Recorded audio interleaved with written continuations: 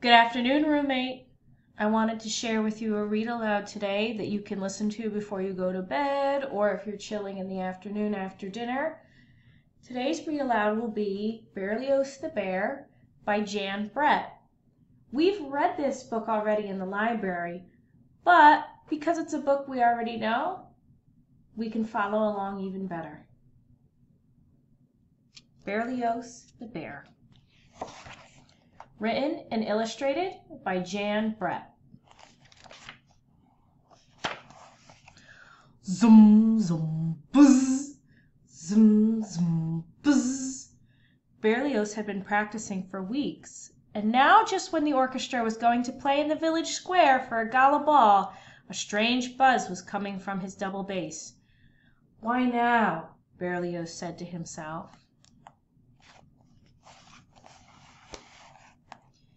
The musicians arrived with their instruments. As Berlioz watched them climb aboard the bandwagon, all he could think about was his buzzing bass. What if his bass buzzed during the ball? What if the dancers stopped dancing and laughed at him? Zum, zum, buzz. Zum, zum, buzz, he imagined.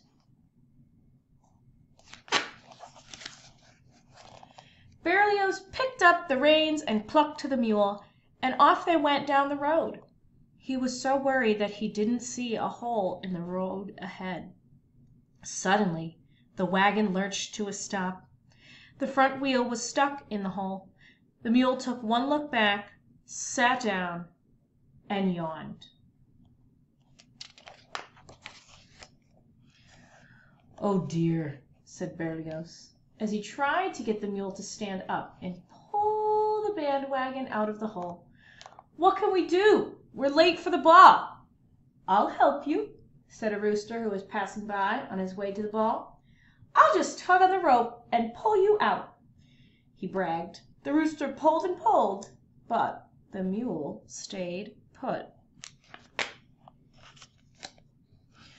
A tabby who had been watching from the top of a fence spoke up smugly.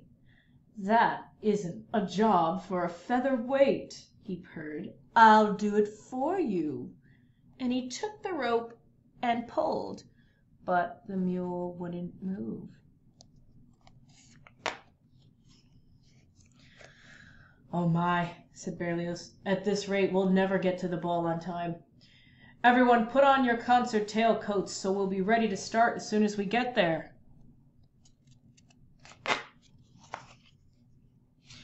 Just then a schnauzer came trotting over the hill. He took one look at the cat and snuffed. "A furball like you can't pull a bandwagon. Here, let me have that rope."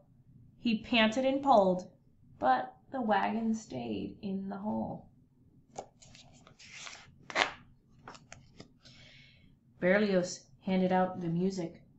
"Everyone take out your instruments. We'll start tuning up right here." Along came a prancing billy goat. He looked at the schnauzer and snorted. "Move over, squirt, and let me do it. I'll have this wagon out in no time." The billy goat strained forward, but to his surprise, he got nowhere. Berlioz checked his pocket watch. There wasn't much time left. He was about to give up when he heard a new voice. "Allow me," said a plow horse coming across the field. "This will be easy. I spend my days pulling." But even the plow horse couldn't move the mule. Berlioz tugged at his ears. It was almost time for the ball to begin. He looked around and saw a large ox lumbering toward them. "Everyone tune up. Here comes someone who can pull us out." "You're saved," roared the ox. "This plow horse means well, but only I am strong enough to pull a bandwagon full of musicians." He twisted the rope around his horns and gave a mighty tug. The animals held their breaths, but the mule wouldn't budge. The clock on the tower started to chime 8 o'clock. "Oh, no!" Berlioz shouted. In desperation he pulled his bow across the strings, and to his dismay he heard zum, zum, bzz, bzz. All the musicians turned to look at the buzzing double bass. Out of the bass shot a very angry bee. It had been disturbed once too often. The first thing it saw as it flew out of the bass was the hindquarters of the mule. Buzz! With one giant sting, the bee made the mule jump to his feet and pull the bandwagon of musicians out of the hole, down the road, and into the village square before the bells had even stopped chiming. The audience roared. "What an entrance!" they cried, and the orchestra, already dressed and tuned, began to play. Zum, zum, zum, zum, zum, zum. It was hard to say who had more fun at the ball, the musicians or the dancers. Berlioz had never played better. "Encore, Berlioz, encore!" Berlioz came forward.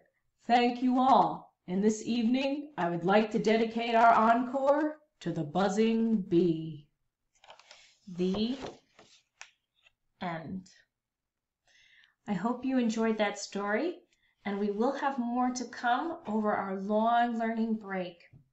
I'll see you guys tomorrow for another read aloud. Goodbye.